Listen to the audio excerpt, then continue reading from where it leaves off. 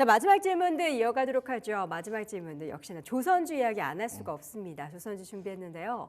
1월에만 50%대 주가 상승을 보인 한화오션, 네. 오늘장에서도 강세를 보입니다. 조선주의 강세, 그중에서 한화오션이 계속해서 두각을 나타내고 있는 모습인데 어떻게 추가적인 상승에 대해서 조심스럽게 여쭤본다면 뭐 가능할까요? 저뿐만이 아니고요. 여기 자리에 앉는 모든 오늘 하루 종일 전문가분들 나오시는데 물어보시면 다 조선주에 대해서 긍정적인 뷰에 대한 말씀들을 하실 겁니다. 단기적으로 많이 올라서 그러면 그 하이젠 RNM처럼 어떻게 네. 분할 매수해요? 조선주는 특히 그리고 은행주는 좋다 얘기를 하지만 네. 개인 투자자들이 손이 잘 안 가는 종목이거든요. 이렇게 한번 제가 설명을 해보도록 할게요. 조선주에 대한 전체 업종에 대한 저의 개인적인 의견은 굉장히 선호하는 업종이거든요. 그래서 조선주의 업종에 대한 주가 패턴을 그래도 다른 분보다는 조금 더 많이 알고 있다라고 생각을 합니다. 조선업종 같은 경우는 한번 주가의 탄력이 움직이기 시작하면 보통 한 4년을 움직입니다. 뭐 1년, 6개월 또는 2년 이렇게 주가 움직이고 꺾이는 흐름들이 아니고요.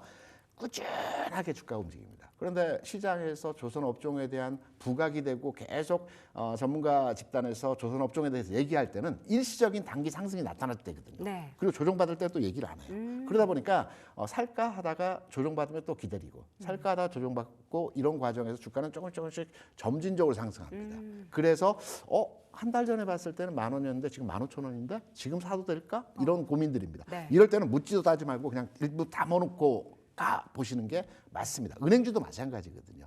이런 패턴의 종목들은 단기적 시세 차익에서의 흐름으로 접근하기보다는 2, 3년 이런 흐름으로 접근하시는 패턴으로 대응을 하셔야 될 것 같고요.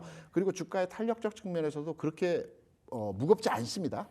말씀하셨던 하나오션이 개중에 조선업종에서는 가장 탄력적인 움직임을 보여주고 있고요. 네. 뭐 재료를 따져보자면 굉장히 많죠. 많아요. 뭐 일일이 일거해서 제가 이 내용들을 말씀드리기보다는 제일 큰 재료는 트럼프죠. 미국이죠. 네. 그렇죠. 그 재료 미국 조선소뿐만이 아니고 방산과도 관련돼 있고 방산도 엮여 있고 조선도 엮여 있고. 조선 하나오션 이름 좋습니다. 과거에는 그 대우조선해양이었죠. 네. 조금 그때는 주가 안 움직였는데 탈바꿈하고 나서 주가의 탄력도가 굉장히 좋아졌어요. 그래서 저는 지금도 듣지 않았다.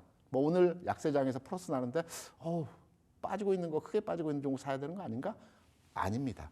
조선업종 일단 담아 놓으시고요. 네. 그냥 가지고 계시면 꾸준하게 진행되는 형상에서의 주가 나타날 것으로 생각하고 있습니다. 알겠습니다. 조선주 가운데서도 가장 모멘텀이 강하게 최근에 유입되고 있는 한화오션 추가적인 상승에 대해서도 긍정적으로 보고 있는데 혹시 목표 주가 같은 거 혹시 올해 제가 4년을 간다라고 말씀드렸죠. 네, 네. 조선업종 같은 건 지난해에서부터 출발했습니다. 네, 네. 그러면 지난해 1년, 올해 1년이죠. 내년, 내후년까지 움직인다라고 판단을 하는데 네.